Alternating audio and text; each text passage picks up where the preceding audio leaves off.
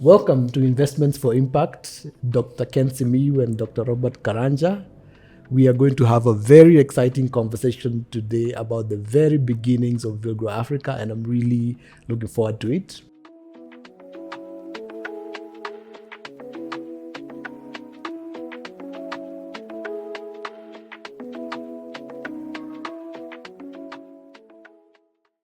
But before we get into that conversation, I would like you to just introduce yourselves and say a bit about what you do. Starting with you, Ken. Yeah, my name is Dr. Ken Simiyu. I'm an innovation advisor with the Center for Innovation and Impact in USAID, United States Agency for International Development. I'm based in the Bureau for Global Health in Washington, D.C. My main focus of the day-to-day work that I do is to support innovators across the globe in developing countries to help assist them to grow their enterprises. Thank you. Thank you. Thanks for having me also. My name is Dr. Robert Karanja, co-founder and chief innovation officer at Villgro Africa. I'm a biomedical scientist in terms of background, and what I love to do is to help researchers, engineers, scientists to translate their ideas into products and services, and basically into impact, especially in the health sector, which is my area of expertise. Thank you. So how this conversation started, Ken, was last year at the Transforming Africa MedTech Conference, where we happened to sit next to each other. In fact, it was the first time that we met. And you mentioned that you were part of the Villgro story from the beginning, much to my surprise. And being that 2025 marks 10 years of Villgro Africa, we thought it would be very interesting to tell the Villgro story. And so I would like us to jump into that by just getting to understand from you, when did you first encounter Villgro India, that is? Yeah, so thanks for that question. So my first, it's a long story, but the first encounter with the Villgro started with a meeting with Paul Bessel during the annual Grand Challenges meeting in Seattle at the Gates Foundation. And we got into some conversation with Paul and then with the Lemonson Foundation about supporting innovators in Africa. So I'll give a background. I was working at Grand Challenges Canada as a program officer. And at that time, Grand Challenges Canada had started supporting innovators in developing countries. So the question became, what next? What happens to these innovators who have received seed funding from Grand Challenges? The realization was that they required some support and input, but there was no structure. At least we didn't know any structure of how to enable them. So the initial introduction was through Lemonson Foundation to Paul, and Paul was thinking of moving to Africa. He was focused a lot on thinking about Tanzania at that time, but in the discussions, because a lot of our innovators at Grand Challenges Canada were in Kenya, we thought that there is a mass in Kenya. So that was those kind of discussions you have, then you go away.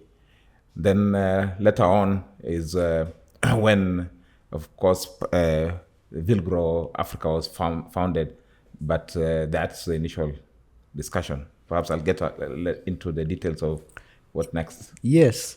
And how is it that you met Paul in Seattle, but you happened to have also met Robert?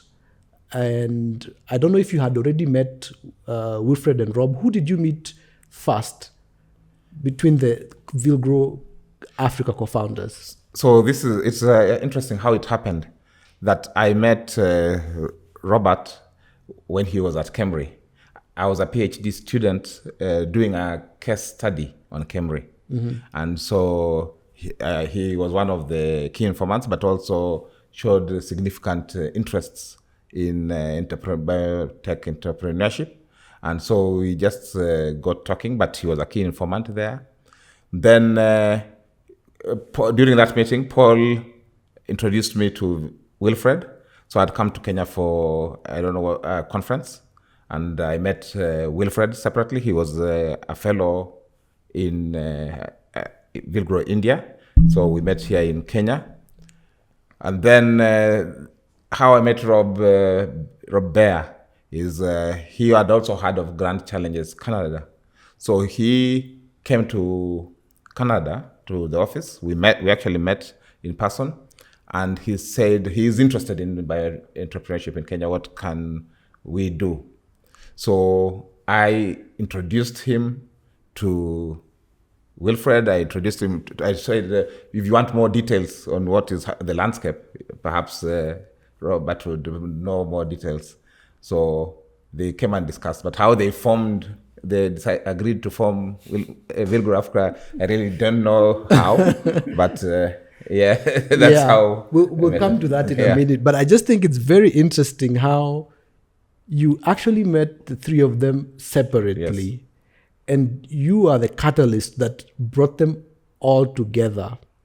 Now, Robert, on your side, how is it that you just happened to be in a place where you are ready to take on Villgro Africa as an assignment in your career?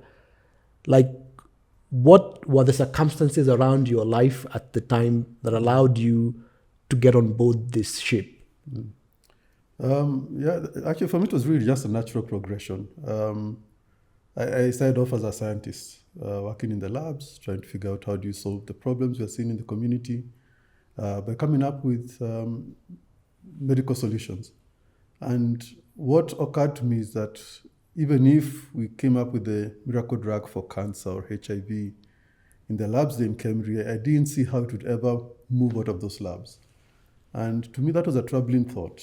And because I was very young, I also could see some of the founder scientists that started off with Cambridge way back at its beginning, coming out to their own retirement, and realizing these guys have toiled, they've spent, academia is tough. The work-life balance is a myth. You read at night, you do meetings, you do lab work during the day, and you're reading and writing publications during the night. So when you sacrifice so much and then ultimately realize it's not really moving the needle, there's something wrong with that picture. And to me, the question is, what is it? And I was fortunate at around, just as I was joining Cambridge, there was a lot of capacity building happening on the continent on issues of intellectual property, tech transfer, offices. And so I was able to learn about looking at the whole, to apply systems thinking. So that you don't just come in with the technical scientific expertise, but you also realize there are issues to do with regulations, there's issues to do with entrepreneurship. You need risk capital, you need to understand how all these things come together to translate the science into impact. And I ended up and we did a lot of things, we tried a lot of interesting initiatives, some of which Ken actually covered in his publications out of his PhD. But what I realized is that it could not be achieved as a bottom-up initiative, because if the culture does not, the institution does not have an entrepreneurial culture, for example, then there's lots of misalignment. Many things that can go wrong that can kill really solid and valuable innovations. So my approach is I partnered with a colleague of mine by the name of Wesley, who also had worked with Ken. Actually, he got a fellowship in GCC for about a year or so as part of capacity building for us in Cambridge. But we worked together and we realized this is really tough. How do we change this landscape? And we were able to create a program at Strathmore Business School for bio-entrepreneurship. And to me, that was amazing. We were able to put together a star cast of biotech entrepreneurs from the US, local entrepreneurs and investors here in Kenya. And it was basically targeting whether you're in agriculture, whether you're in health, as long as it's biological, how do you speak to translating your research outputs to impact through entrepreneurship. And the interesting thing is the only persons that really unlocked the value of that program was Kevevapi, which is interesting because they were already in business. What's Kevevapi the for? Kenya Veterinary Vaccine Production Institute. And I remember the CEO was so blown away, and he said, you know what, I've been doing this work for so many years, but I had never really understood the nuts and bolts of it. And he was really super empowered and super charged to drive Kevevapi, now as a proper scientist, but also now really as a trained entrepreneur. The others did not do much. And for me, the question was why? And I realized what we had achieved was head knowledge. They needed a lot of hand-holding. They needed capital. They needed all these other things that going through a business school and doing a mini MBA does not give you. So my question then was, what is the solution? And it's very interesting. Ken and Peter Singer did a series of publications.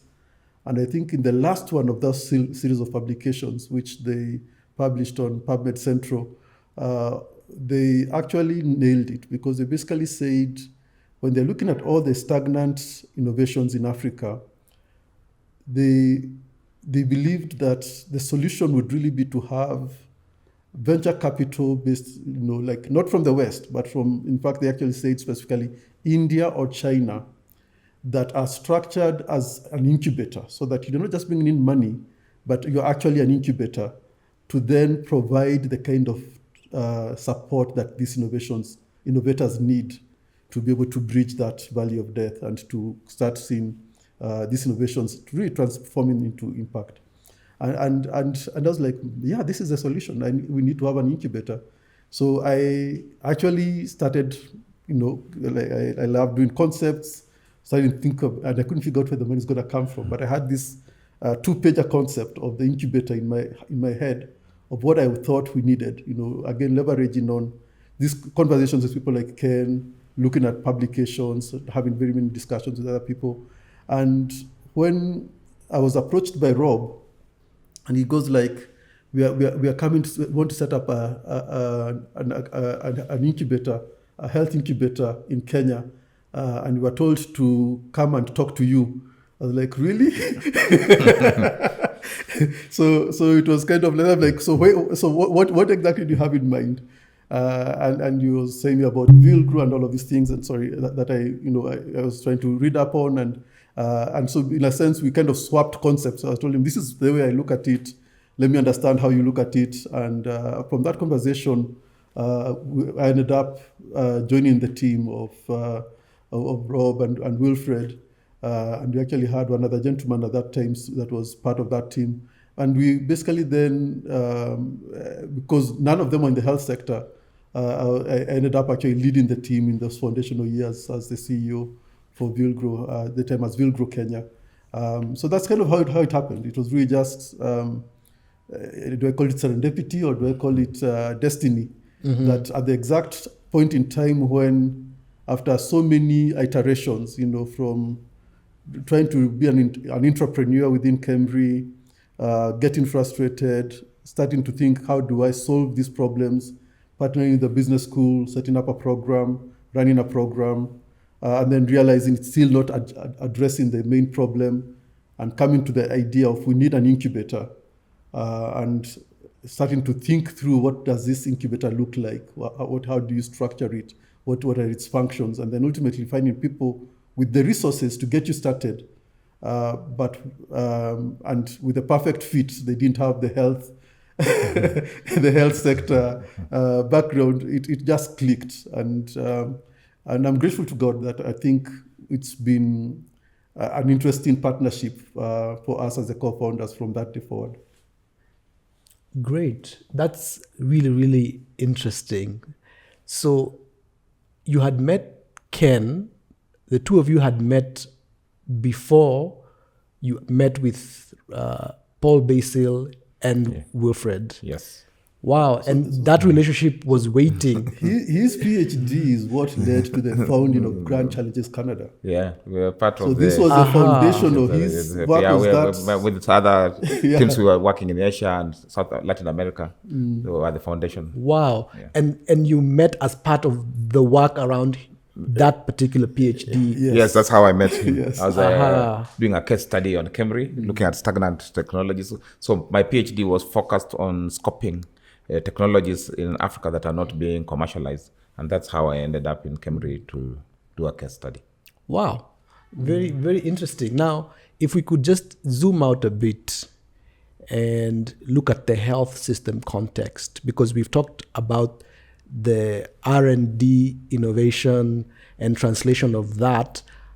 If we look at now the health system context, I've always thought that the pandemic validated Villgro Africa, considering Villgro started in Kenya in 2015. The pandemic comes 2020 and sort of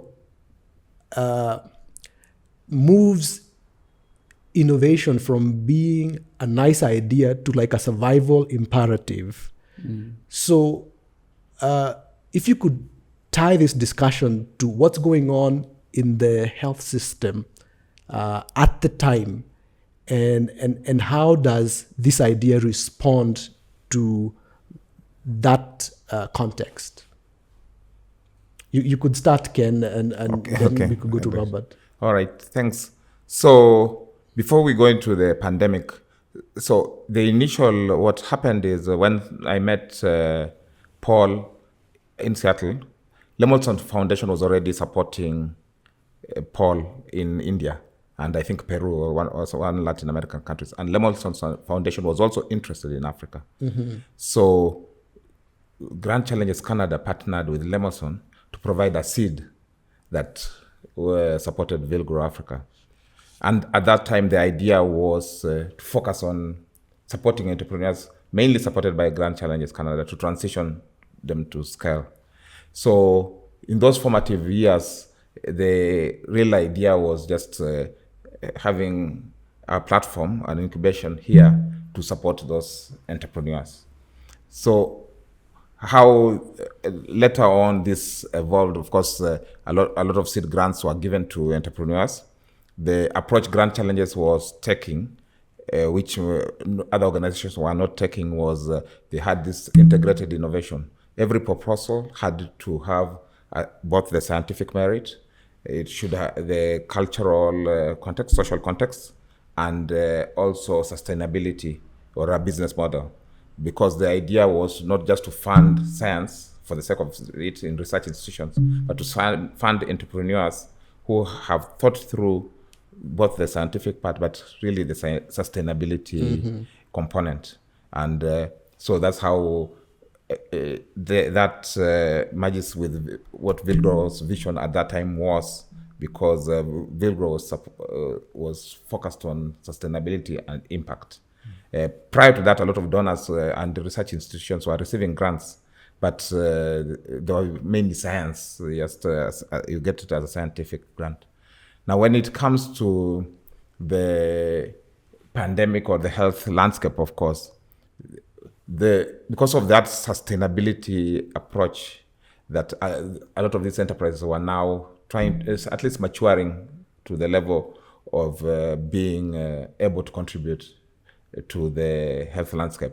I'm not very familiar on how exactly they evolved during the pandemic period, but in the formative years, it was really to make this transition them to be able to be self-sustaining entities. Perhaps you can...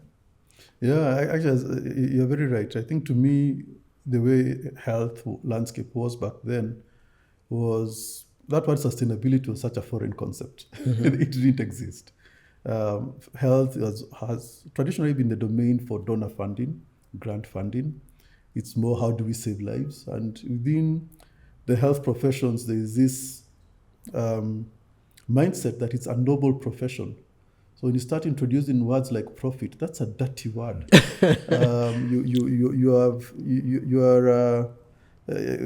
People would actually tell you or treat you in a manner to let you know that you are a traitor to the cause. So having to then start saying, how do we ensure that we achieve health security, and what does it mean? And to me, that's where this whole thinking about systems thinking, being able to I understand that you're part of a landscape, you're part of an ecosystem. There are many things that are happening that are relevant to you, whether you understand them or not. What are the economic policies? What are the trade policies? Legal issues like IP, whether IP is respected or not. All these things matter. But when you are looking at it purely from the health lens, all you really are thinking about is, I'm going to save, my vision, my goal is to save this many lives, because people are suffering from all of these diseases, and this can be avoided. It can be, we want to bring the solutions to bear. But in order to do that, you really need to embrace this idea of the sustainability angle. What are the market dynamics? What are the market dynamics that have even hindered or perpetrated that particular challenge? Because in most cases, and this became very clear to me, that poverty and disease are literally linked at the hip. And it's very short-sighted when, as health professions, we come in thinking we're going to save the world, but we're not understanding that most of the problems that we're facing in the health sector are as a result of poverty. If you are poor, you're living in areas that are not sanitary. You are exposed to things that can be even carcinogenic. You don't have a lot of options. Whereas if you're wealthier, then you move away from those places. You'll have access to clean water. You'll have 1,000,001 diseases probably just fall away when you literally just focus on economic development. There are many countries, for example, that eliminated malaria without a malaria program. They just lifted the masses out of poverty, and as they became a middle-income country, mostly predominantly middle class, a lot of diseases just disappeared. Mm-hmm. So it hit me that we can't keep saying we are this noble profession that is too noble to get their hands dirty. We need to go there, start learning, learn the ropes of entrepreneurship, of industry, and understanding trade and economics and all of that other stuff, so that we can be able to see. In science, it's always interesting. We're told you kind of need to see the end from the beginning, and then you work backwards. and it's the same thing that I see in life, that even for entrepreneurship, it's more or less understanding if this is what you want to achieve, what are the things that you need to accomplish to do that. And so it's been, I'd say it's been a bit of a transformation. I remember in the early days, even talking to some of the partners that we're working with now that are very open working with us, and they would ask me, so how are you set up as Villgro? And I'd say, we're a for-profit, and we don't work with for-profit entities. And that's the end of the conversation. You walk out of that office. You could not even have had a conversation, because you're health and you're for-profit. Now, all of them are thinking social enterprise, impact investment. Everybody has now, come through that phase of realizing grant funding, donor funding alone is really not going to take us very far. And I don't know if I can add. Please. Just add and back to the 2013-2015 period, there were no entities like Villgro Africa. Those who were focused on health and locally indigenous. Mm. And so there were incubators here and there, accelerators. A lot of them were foreign, I would call them quote unquote foreign entities that were running incubators here.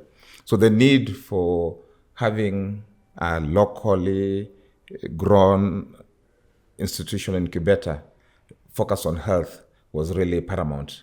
And the real idea was, we thought that they would understand the needs of the entrepreneurs more in a more focused way than just a general incubator that is also based in California that has an office here.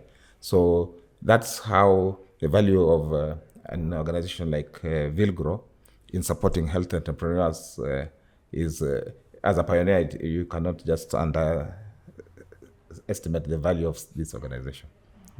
Thank you, Ken. That's a really important point. I like that element you discussed of the an indigenous institution and the importance of that in terms of catalyzing progress, and it goes back to the let me call it the turmoil that Robert was experiencing as an African person, feeling that there was need for a solution, but there didn't exist yet at that point an organization, an institution to deliver that solution. And so that sort of led to him thinking, I'll be the innovator, I'll be the one to create this.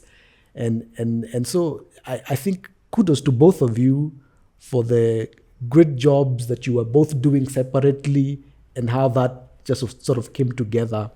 And maybe to pick up on that last point, Robert, what would you say were some of the early signals that told you you are on the right track and you are actually speaking to a real pain in the ecosystem as it was developing?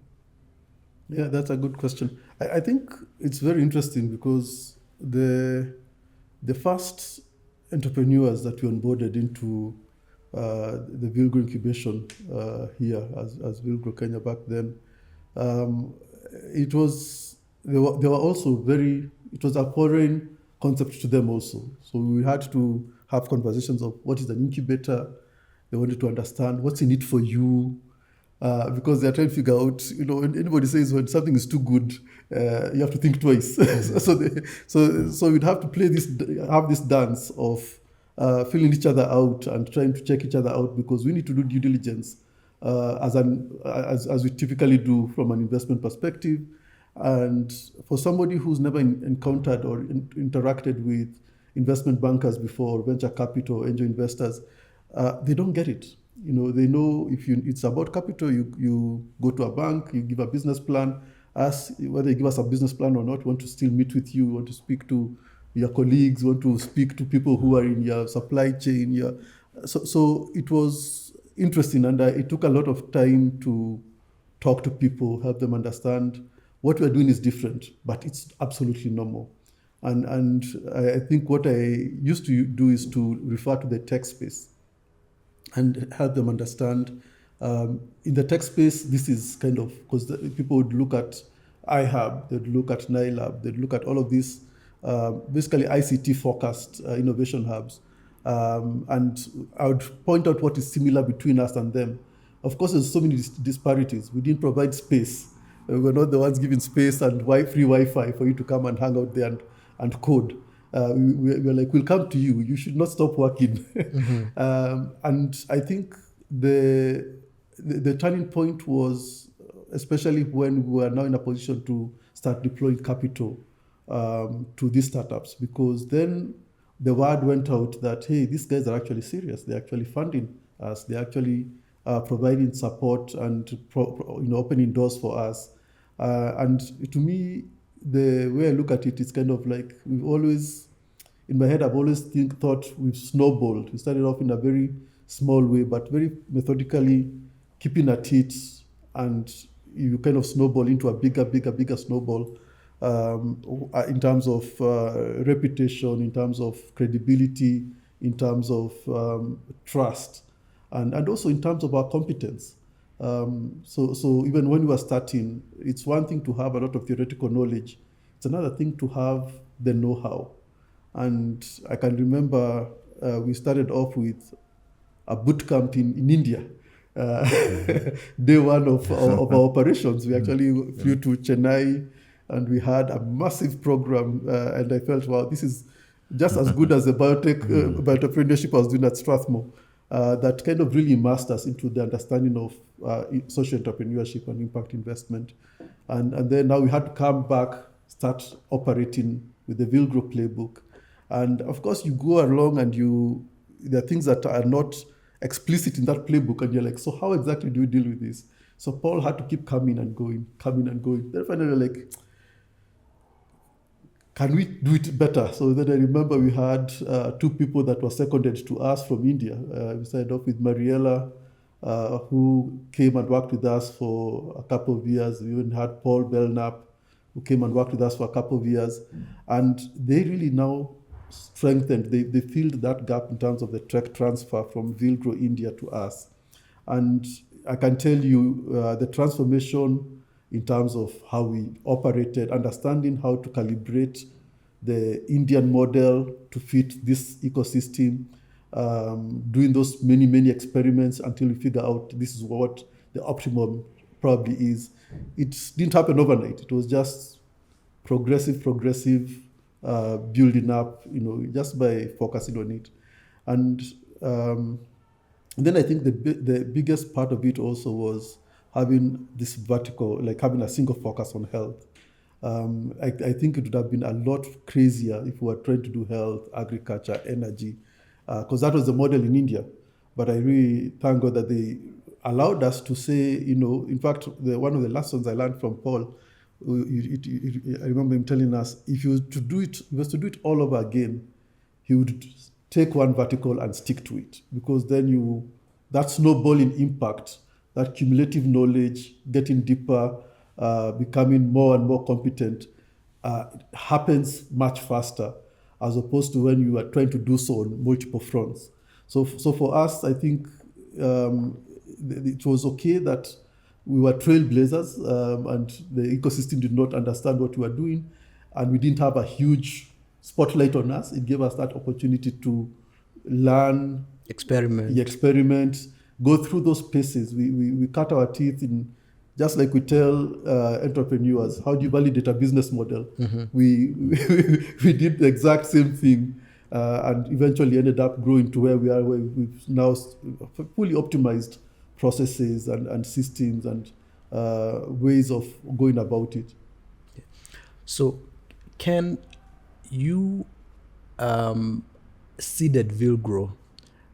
So Grand Challenges and the Lemonsoul Foundation provided some seed capital for Villgro to kick off. Yeah. Later on, USAID comes and funds the process of replicating the Villgro India model in Africa. And then you yourself moved to USAID CII, where you are now. Now, I wonder, when you look back, how would you say the health innovation landscape has evolved since back then, 10 years ago? Yeah, so that's a very good question. Though it's, I think Rob has touched quite a bit on it. It's the donor views at that time where health was being funded with just grant funding to universities. The main participants in the health space were academic institutions and medical research institutes like KEMRI. Mm-hmm. There are very few private entrepreneurs who are trying. Part of it is they may have been there, but they were not on the lens of any donor. But subsequent to that, there are a lot of private entrepreneurs. The donors are also willing to take risks. Mm-hmm. And there is also some private capital now flowing into supporting the health entrepreneurs. So the main change is that we now have entrepreneurs outside academic institutions that are managing or running enterprises that are health focused and having an impact. As the donor funding over the period of time has changed, being emphasis on both the commercialization and sustainability, but also the overall funding has reduced because of changing priorities, mainly in the donor community. The need for these self-sustaining, for-profit type health enterprises has really gained momentum. And so what we are seeing is that the little funding that is there is more towards those self-sustaining than the research institutions. I'm sure right now, if you went to do some studies, mm-hmm. they are funding for health has really reduced. So that's... Wow, I like that. It was very instructive that this happened, because who would have known 10 years in the future, research funding would reduce. And so it turns out that it was a very good move to start to create sustainability and commercialization, because then private capital was injected to move those innovations forward. And Robert, if you could just speak a bit to that, how difficult was it to convince investors to bring in their private capital into this fledgling space that was really very, very risky and experimental? What would you say about those initial investor conversations and outcomes?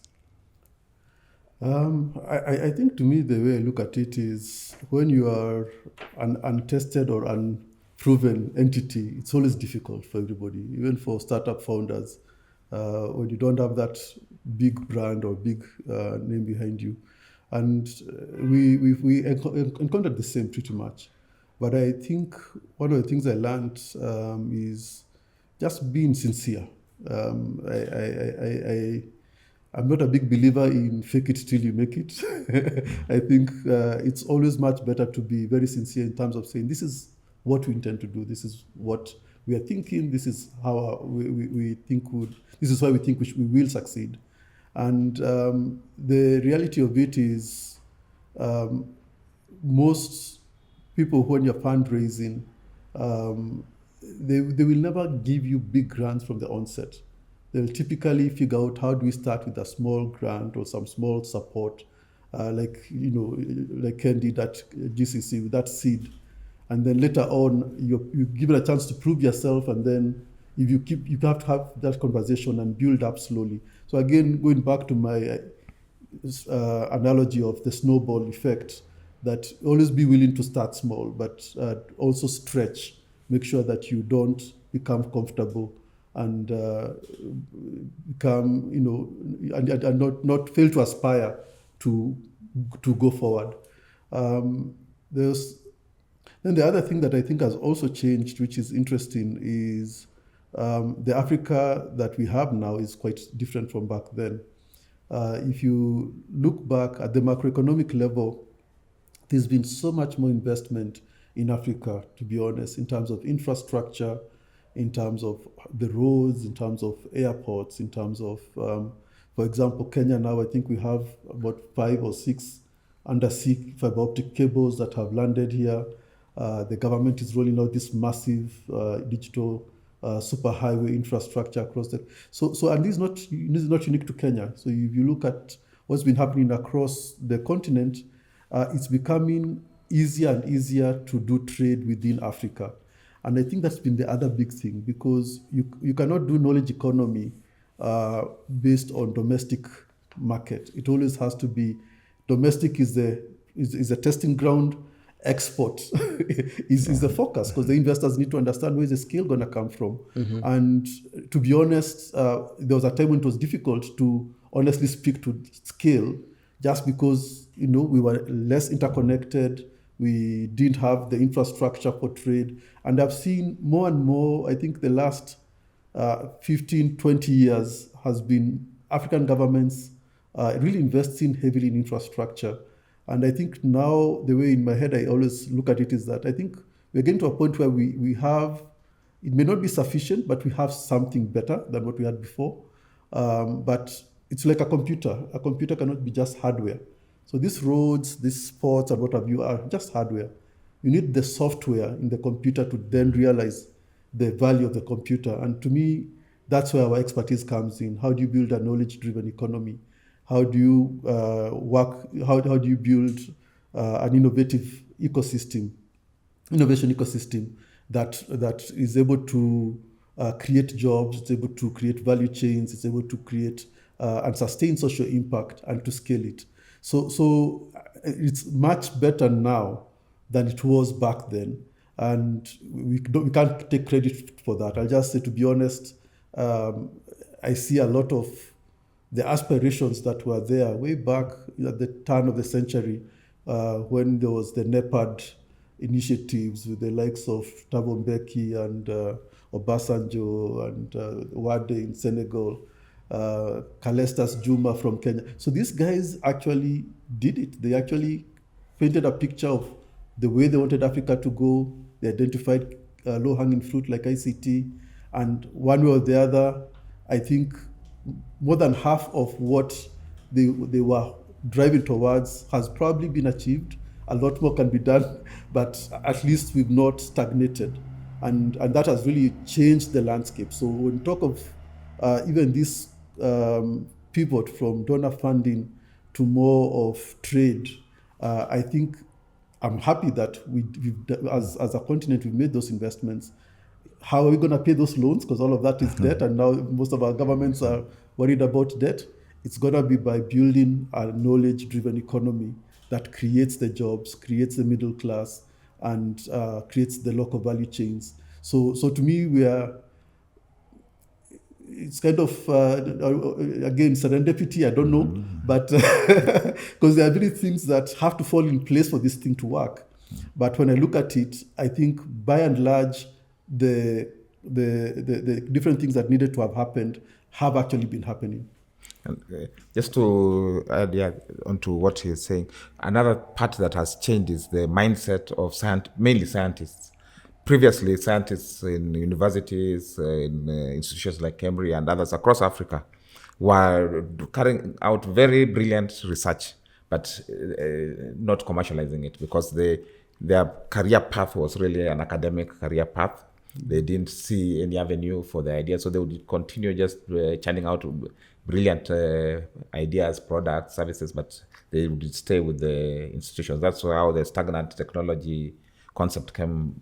So over the years, we've seen particularly younger scientists are going just beyond the typical basic scientific research, but looking forward on how to translate their ideas into something tangible that can actually impact the community. So the mindset really, I've seen, has really changed over the last few years.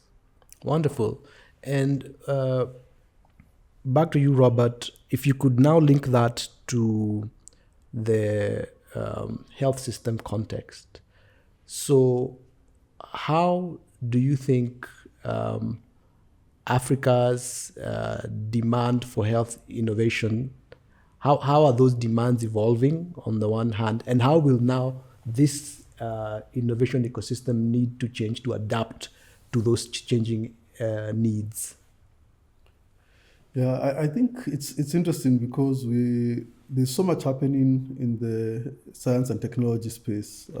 I think one of the biggest drivers of change right now is AI. It sounds like, it's becoming, everybody keeps saying AI, and but it's the reality. When I look at AI right now, I'm thinking, my goodness, a lot of things that we used to do, and I think COVID was a huge learning point, that, the typical time and cost of developing a vaccine, everybody would tell you would be about 10 years, it would take $100 million plus or something to move from discovery to bring it into the market.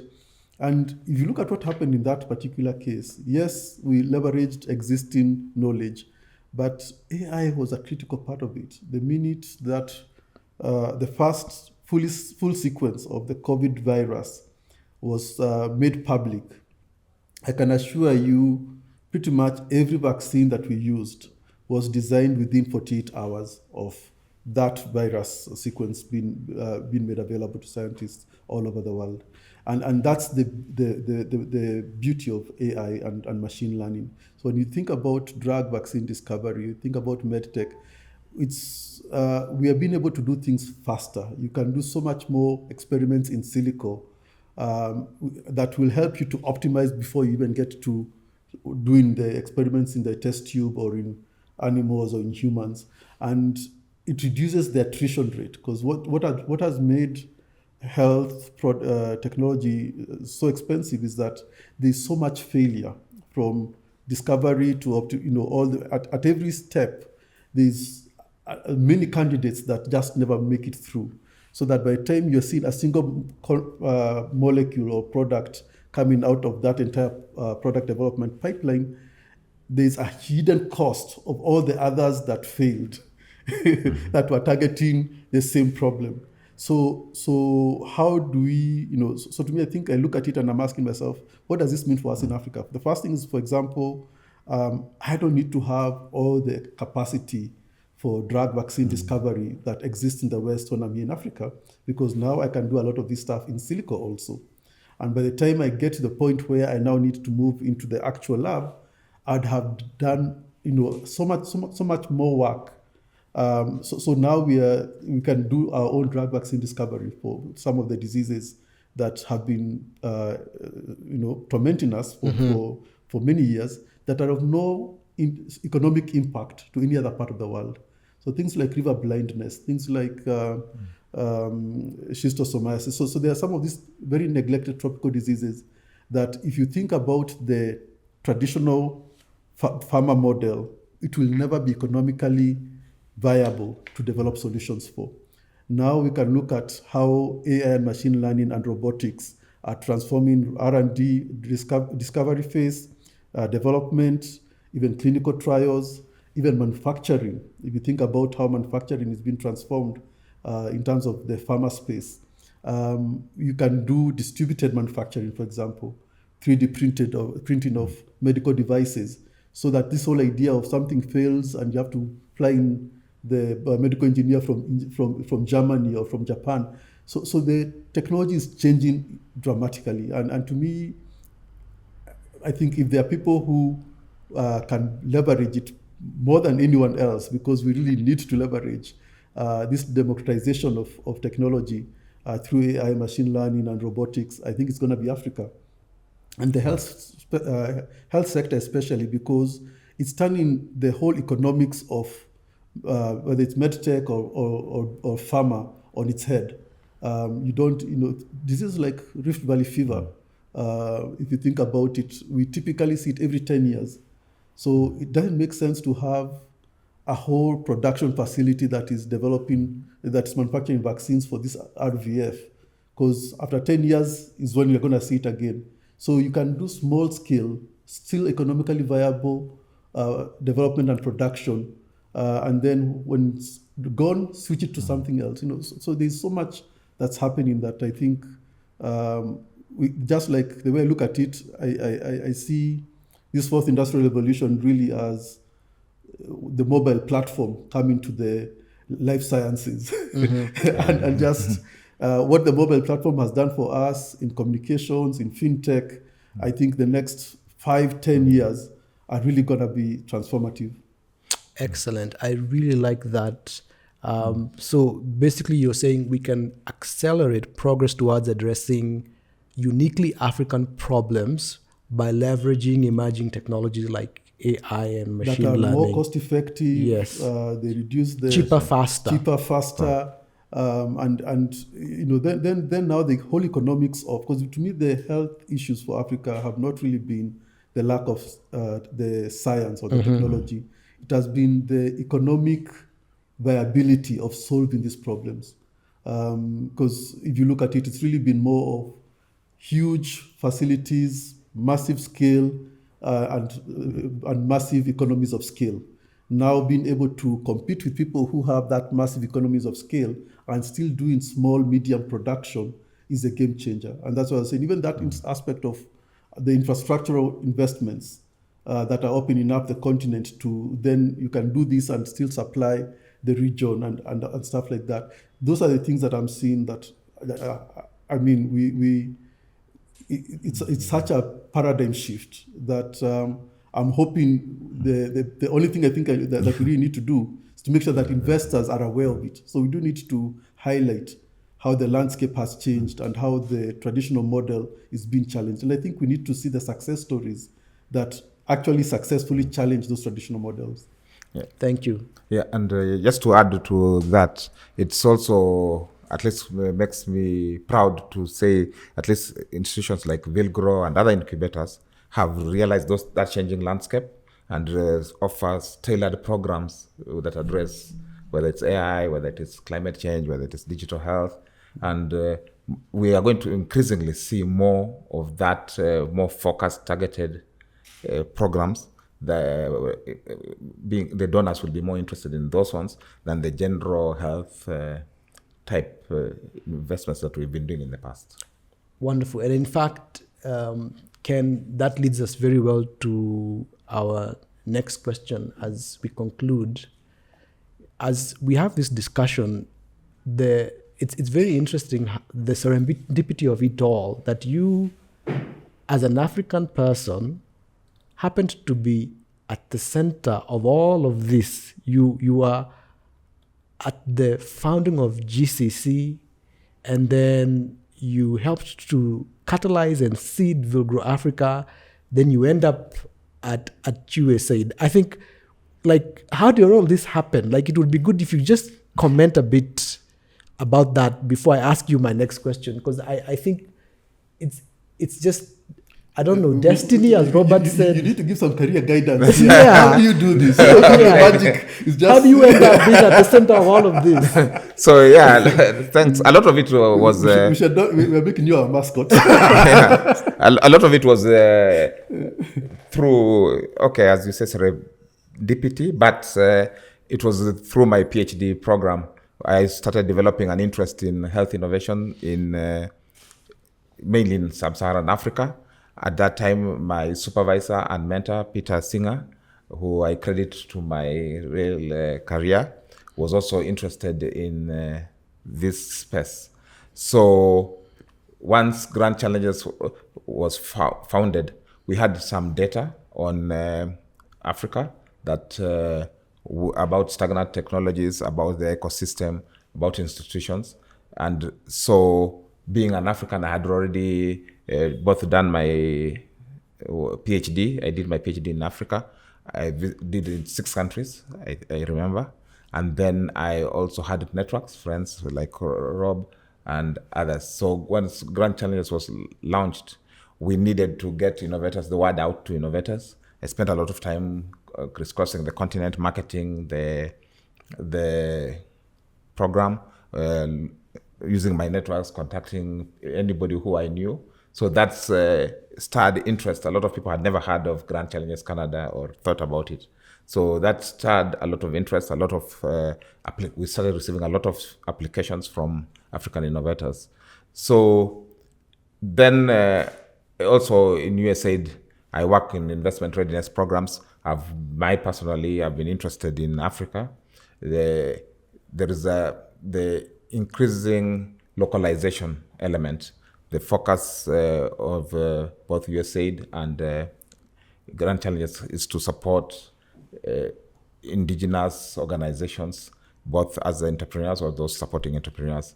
And I just happened to be in that area where the focus of the administration was on localization. And so part of my initiative has been to push the localization through my networks that I know. You know, they say that luck happens when opportunity meets preparation. Mm-hmm. And I think to Robert's question, how be prepared, I guess. Right, yeah. Yeah, so thank you very much, gentlemen. This has been a very interesting conversation, and it's part of a series of other conversations around the founding of Villgro Africa and the growth of the ecosystem as a whole over the last 10 years. And at this point, I'd like you to just make any final remarks you might have to close this conversation. I go first? Yes, please. Yeah, so thanks for having me today. Thanks for inviting me to give a story about the interesting journey that I never thought that it would evolve into this. You know, one of those things you just do and then forget, and 10, 15 years later, somebody reminds you that you remember that meeting we had. Yeah, so I'm proud of what Villgro has done over the years. I've met a lot of donors and people, especially in the West. The name Villgro Africa is well known among the donor community, the private sector. People have high regard for the work that Villgro has done over the years. And a lot of entrepreneurs also have benefited from going through the programs. I have personally met and continue supporting them in other areas, but they will credit their journey or success to having gone through Villgro's program. And of course, we don't want the story to end with just a Villgro. We are hoping to have many more Villgros across the continent. They spread either whether it's a franchise or just seeding other Villgros, because Villgro has proved that it is possible for indigenous organizations to match or exceed the capacity and capabilities of purely Western organizations. So I'm proud of that's perhaps what my greatest parting shot would be. Thank you. Yeah, mine is just very brief. I think first, it's definitely a pleasure to catch up with Ken, going back, thinking about those early days and these networks. Somebody said your networks are your network. So in this particular case, it's really ringing true that having people who are willing, because people who have networks and they don't open them up to others. So very grateful that even as an individual and as an organization, when you are GCC, the willingness to take that risk and try something, a path that was not the beaten path of how do we trust and work with the indigenous capacity in the country and in the region. And to me, I think that was a big risk. Very grateful that you took that risk or that chance on us. So a big shout out to Grand Challenges Canada, USAID, Lemelson Foundation, even Villgro India. In fact, opening up and giving us their, all their learnings of, I think at that time it was, 10 years plus of what they've been doing in India, and allowing us to bring that into Kenya and starting to transform the health landscape in Africa. I really believe there's a lot that can still be done, and I really think that the time is now, the future is today. And as I look at what can be accomplished, as I said, I think we are still, we are nowhere near the peak. We are still building up to it, and I'd just encourage anybody who is working in the health space as an entrepreneur or an innovator, it's possible. I think with what we have now, it's possible to do a whole lot more than what we were doing back then in 2015, even 2020, even 2022. The change is so rapid now. And also a big credit to the Villgro team, because I think it's impressive how people have rallied around this vision and mission of Villgro Africa to transform lives through social entrepreneurship in the health space. Thank you. Thank you.